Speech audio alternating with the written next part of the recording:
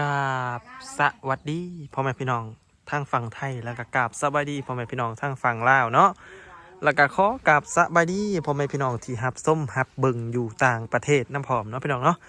กะยินดีตอนฮับทุกทานเข้าสู่ช่อง YouTube เบาลาหน่อยคือเก่าเนาะทุกคนเนาะกะอีพีนี่พี่น้องเอ้ยเนาะกะที่ทุกคนเห็นนี่แหละเฮาสิมาอธิบายเกี่ยวกับเพื่อนของน้องตุ้ยหลังจากคลิปที่แล้วที่อันเฮามาอัปเดตให้พี่น้องเบิ่งคลิปหลังก็หลังขึ้นเฮือนเนาะพี่น้องคลิปหลังขึ้นเฮือนใหม่ของน้องตุ้ยเนาะคือที่แล้วคลิปที่แล้วฮะแล้วก็คลิปนี้เฮาสิมาบอกพี่น้องเนาะเกี่ยวกับเพื่อนน้องตุ้ยกันเล็กๆน้อยๆพี่น้องเอ้ยข้อมูลก็ได้เนาะแล้วก็พ่อเฮาสิอัปเดตเฮือนอันนี้แล้วปุ๊บเฮาสิไปถ่ายเฮือนไอ้ต้นต่อพี่น้องเอ้ยเนาะก็คือสิให้เป็น EP เดียวเลยเนาะแต่ว่าสิมาแกนเรื่องเฮือนหลังนี้ก่อนพี่น้องเนาะก็ถือว่ามีไล่บุ้งไล่บอลที่มันผิดพลาดพี่น้องก็ว่าแม่นเนาะก็สร้างก็อันเดียวกันละพี่น้องเอ้ยกับสร้างเฮือนของไอ้ต้นเนาะแต่ว่าอันทั้งนั้นหันเฮาบ่ฮู้ว่าข้อผิดพลาดมันเป็นอะไรเนาะพี่น้องเฮาก็สิไปอัปเดตเล็กๆน้อยๆจังหน่อยเนาะแต่ก่อนสิไปหาทั้งไอ้ต้นเฮาก็สิมาอัปเดตเฮือนของน้องตุ้ยก่อนเนาะพี่น้องสิอัปเดตเฮือนน้องตุ้ยก่อนแล้วจังสิไปพุ่นเนาะกะเฮากะทั้งอันทีมงานนี้ไปปรึกษาหารือกันเนาะพี่น้องเกี่ยวกับเพื่อนของน้องตุ้ยนี้ว่ามันอันเป็นแนวใดแน่คือจังว่ามีอันลายลายบอลเนาะตั้งแต่แรกเลยก็คือขันได้พี่น้องตั้งแต่แรกคือขันได้เนาะขันได้กับ8 คันเนาะตั้งแต่กี่นะแต่ว่าตอนนี้เพิ่นอันแก่เป็นทีเรียบร้อยแล้วเนาะตอนนี้เพิ่นแก่เป็นทีเรียบร้อยซองมาหลายอันนั้นนี่พี่น้องขอบอันสังกะสีขอบสังกะสีของบันไดนี่นะเห็นป่ะมันฉีกขาดเคินพี่น้องนะบอลนี่แหละนี่มันขาดพี่น้องซึ่งเขากับหัวมันสังกะสีบ่พอหรือว่าได้แหละเนาะกระทืออัน2 จุดแล้วเด้ที่มันอันที่มันบอกหักบนเน่นะเนาะแล้วก็อันนี้กับแนมเพนก็คือสีใหญ่หน่อยเลยเนาะมาตู้แม่ใหญ่ผัดน้อยตัวก้างผัดใหญ่อันนี้ก็ยังว่าถือว่าโมเมนต์ประเด็นพี่น้องเอ้ยก็ถือว่าธรรมดาเนาะอันนี้ก็ยังว่าใส่ได้อยู่แล้วบัดนี้อันเสานี่นะพี่น้อง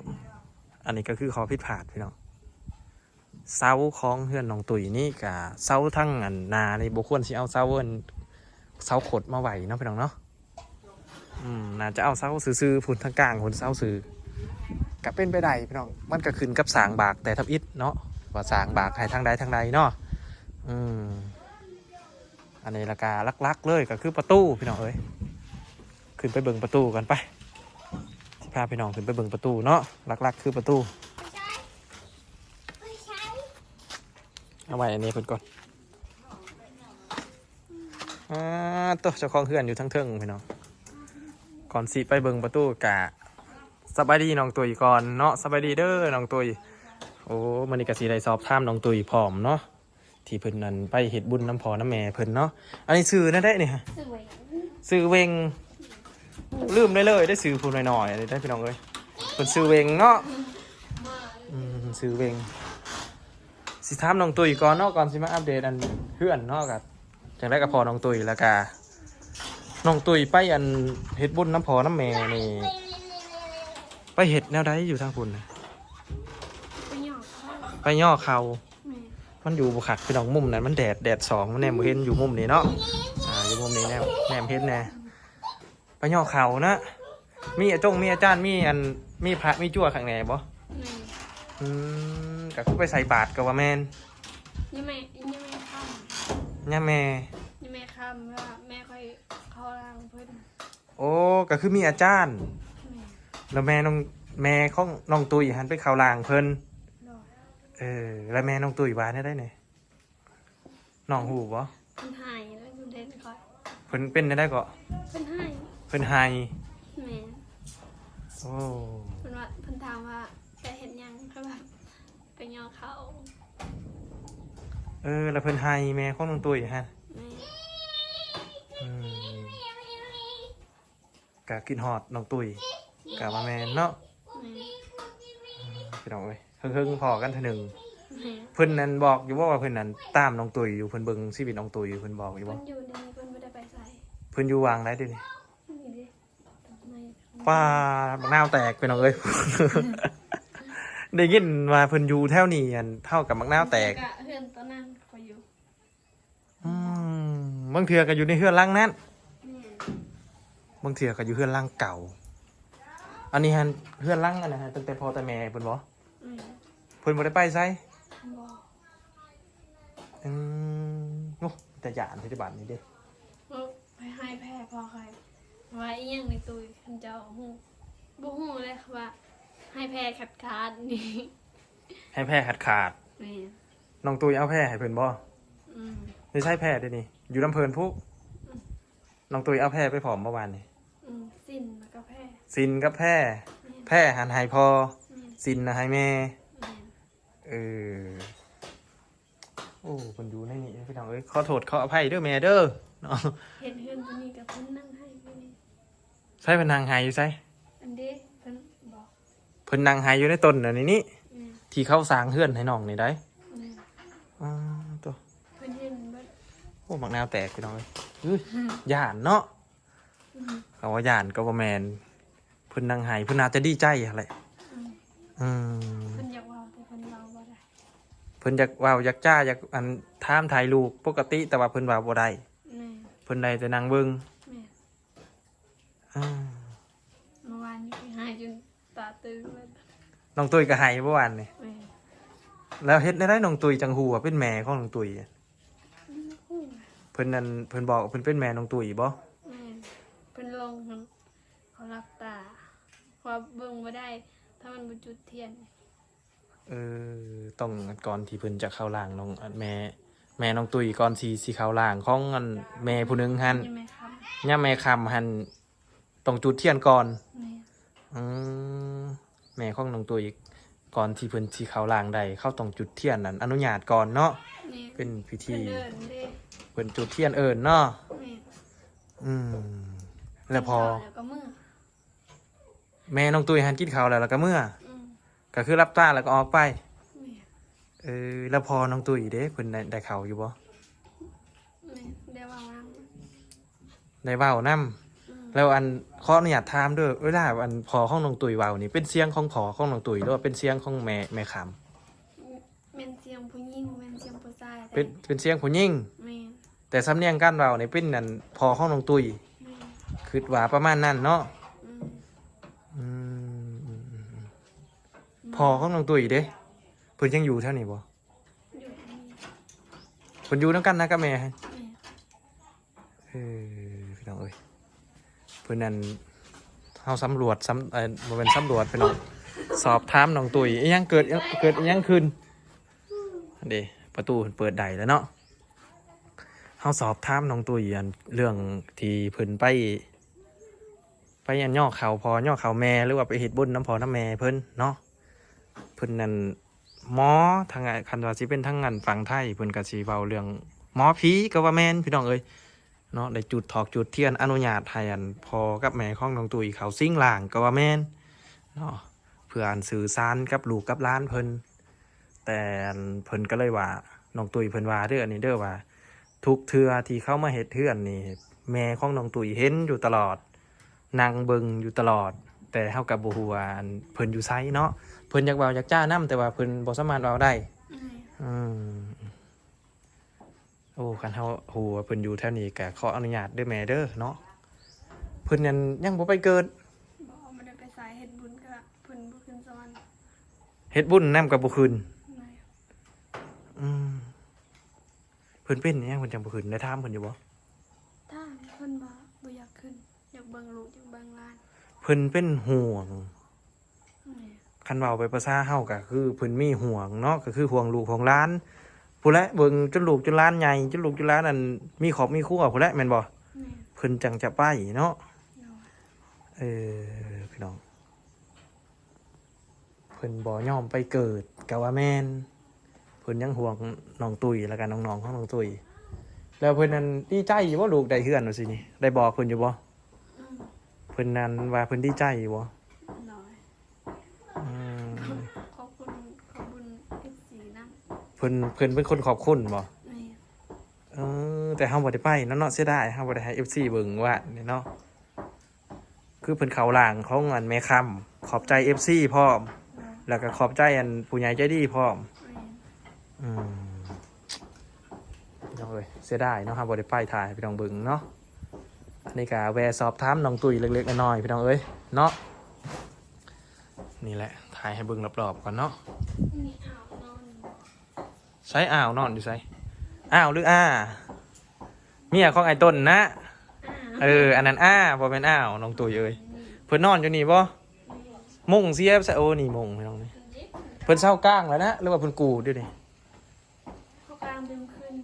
เรือไว้ เพิ่นกลางแต่เมื่อคืนนี่แล้วเพิ่นก็ฮือไว้นะฮั่น มีเขาเราเบิร์ด โอ้ห้องแต่ละห้องนี่ล็อกหมดเนาะ แม่น มื้อเช้าน้องตุ้ยเขาแนวใดมื้อเช้านี่เขาห้อง ขึ้นเอาฮักกะฮอดประมาณ2 โมงนี่ ฮอดเมื่อกี้นี่ไปเข้าไปเบิ่งทางนั้นก่อนน้องตุ้ยอยากฮู้ว่าน้องตุ้ยเขาไปแบบใดเนาะ ขึ้นไปก่อน ขึ้นแบบใดขึ้นน่ะ ปีนขึ้นแบบนี้ ปีนแบบหัน อืม น้องตุ้ยเป็นคนปีนบ่ เออ ทาง FC ว่าสี่ได้น้องตุ้ยคืออยากให้อันทั้งทีมงานนี่แก้บอลนี้เนาะแก้บอลว่าอยากให้มีอันเขาเอิ้นว่ายังเกาะก้อนหลอกข้างนอกเนาะ อืม น้องตุ้ยว่ามีดีอยู่บ่คันมีมันสิดีอยู่บ่ เนาะ ดีบอลได้เนี่ยน้องตุ้ย วิธีเขาจะมีมันหลับแน่ เวลาเขาก็มีบ้านพับ แม่น จะบ่ได้ปีนเนาะ แม่น คือห้องนี่น้องตุ้ยบ่ได้ล็อกตัวห้องนี้บ่ได้ล็อกเนาะ แบบประมาณว่า มัดเอ้าใช้มัดบอลมัดใส่ตัวใดมัดเกี่ยวใส่พี่ โอ้พี่น้องเอ้ยเบิ่งใส่พี่น้องเบิ่งก่อนนี่ก็คือเพิ่นนั่นวิธีล็อกห้องก็เพิ่นนี่ ยันน้ำเขา นี่ที่ล็อกห้องก็เพิ่นก็คือเพิ่นนั่นเอาเสือกมาหิ้งใส่ตัวนี้เนาะ แม่น อืมเอาเสือกหิ้งใส่ตัวนี้แล้วก็เวลามาแล้วก็แกะออก แม่น แล้วก็ไปปีนห้องอันนั้นเนาะ ไปขึ้น แล้วก็น้องเพิ่นปีนไปพุ่นพี่น้องเอ้ยเนาะปีนจากห้องนี้แล้วได้บาดนี้มาพี่อีกบาดนี้ กระต่ายไปเลยดิ อันนี้บ่นอนผู้ได้นี่ฮะ หมุย บ่นอนน้องมวยเข้าได้บ่ อืม เขาก็ห้าสิถ่ายให้เบิ่งทั้งเทิงเนาะบ่ต้องเนาะทั้งลุมบ่อยากถ่ายให้เบิ่งเนาะบ่นอนของน้องมวยไต่ตามคืออันนี้นะ แม่น นี่พี่น้องเพิ่นไต่ไปตามนี่ ตอนนี้เปิดนี่กับไปพูดอีก เพื่อไปลงกับพุ่น แม่น ลงมานี่ก่อน อืม พี่น้องเพิ่นลงมาห้องนี่ก่อนเนาะแล้วก็เพิ่นดันขึ้นแจ้หันไว้ เพื่อเปิดห้องตัวนี้เปิดห้อง แล้วก็ขึ้นไปตรงนั้นอีกแม่นบ่ แม่น คือเปิดห้องตัวนี้แล้วสมมุติเปิดห้องอันนี้แล้วเนาะแล้วก็ปีนอีกนั่นนี่ ไปพูดละเขาลัง โอ้ยเปิดอยู่เทิงบ่ได้ลงเนาะ แม่น นี่พี่น้องเพิ่นก้มเปิดนี่แต่ว่าเพิ่นบ่ได้ลงเนาะ ตีนเปิด เอาตีนเปิด แม่น นี่พี่น้องเพิ่นเอาตีนเปิดแล้วก็ข้ามห้องนี่เนาะ อันนี่ก็รับ สิเบิ่งก่อนล็อกตัวนี้ก่อน ห้องอันนี้ได้อย่างตุ๋ยล็อกบอลได้ล็อกอยู่เทิงคือกันบ่ เราอยู่ที่นี่แล้วมันมีอีก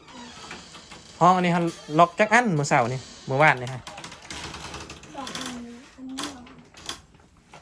อ นี่เป็นล็อกพี่น้องนี่นี่แหละพี่น้องที่ประเด็นที่เวลาหน่อยคือว่าอันอยากมาอัปเดตให้พี่น้องเบิ่งนะเนาะเพื่อนหลังนี่ถามว่าเซ็ตสิ้น100%บ่แม่นเด้พี่น้องบ่แม่น100%เนาะย้อนว่ามือย้อนว่าวันมันงามเฮาก็เลยขึ้นให้เลยเนาะที่เฮาปรึกษากับทีมงานก็คือว่าเฮาสิอันเอาอันเขาเอิ้นว่าอิหยังล่ะพี่น้องนี่บอลเข้าล็อกกระแจนะพี่น้องเอ้ยเนาะเวลาหน่อยก็เว้านำบ่เป็นอันเอิ้นบ่เป็นซั่นซะเนาะก็คือล็อกอันกระแจนี้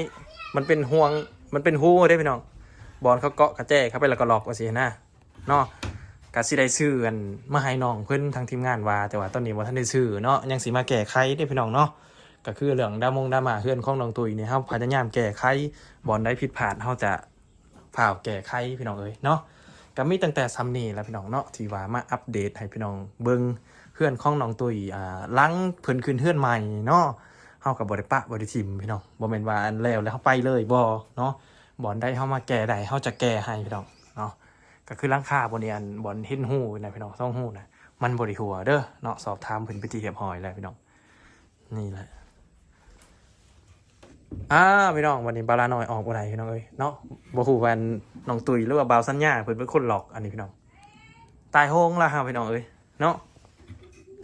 โอ้เรียบร้อยพี่น้องออกบ่ได้ผู้หัวอยู่ทางนอกผู้โอ้บ่าวสัญญาถิ่นมังชนเป็นคนหลอกเนาะสบายดีเด้อบ่าวสัญญา สบายดี โอ้สิไปใช่นี่คือไพ่ของไพ่มานั่นนี่ฮะ ว่าสิกลับบ้าน ว่าสิกลับบ้านเนาะ โดดแม่น ก็มีตั้งแต่ว่า4แล้วบ่าวสัญญาคือเฮามาอัปเดตอันนี่แหละ ทำไรอันว่า เนาะ น้องปีนเขาทั้งนั้น พี่บ่าวสัญญาสิพาบ่าวสัญญามาเบิ่งนี่ห้องนี่เพิ่นจะบ่ได้หลอกได้บ่าวสัญญา อ๋อ เพิ่นบ่มีก้อนหลอกทั้งนอกทั้งในได้ห้องอะไรได้ อ๋อบริมีบ่น้องตุย บ่มีเฮาสำรวจแล้วคือเพิ่นปีนขึ้นในนี่บ่าวสัญญานี่ขึ้นแล้วก็ไต่ไปตามคือแบบนี้ไต่ไปตาม ฝั่งนู้นเนาะ ไปลงห้องกลาง แล้วก็ขึ้นแต่ห้องกลางไปพุ่นต่อไปห้องสุด โอ้ เป็นแนวนั้น คันนี้อันหลอกอยู่เนาะมีนายจะดีเนาะบ่ล่ะเนาะ โดยกระทั่งเข้าสีเบิ่งให้น้ำลังอะไรพี่น้องเนาะล็อกอีกแล้วพี่น้องเนาะ หลอกในเนาะไปเนาะ โดยนี่แหละทุกคนประเด็นในมื้อนี้กะคือว่าเฮาสิมาอัปเดตแต่เพียงซ้ำนี้เนาะพี่น้องเนาะ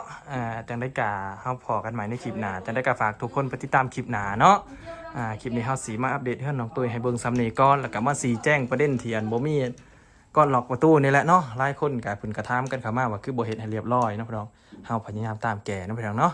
เอาละทุกคนคลิปนี้ก็บ่มีหยังหลายเนาะจังได้ก็ฝากไปติดตามคลิปหน้าพอกันใหม่ในคลิปหน้าสำหรับคลิปนี้บ่าวลาน้อยสิขอกล่าวคำว่า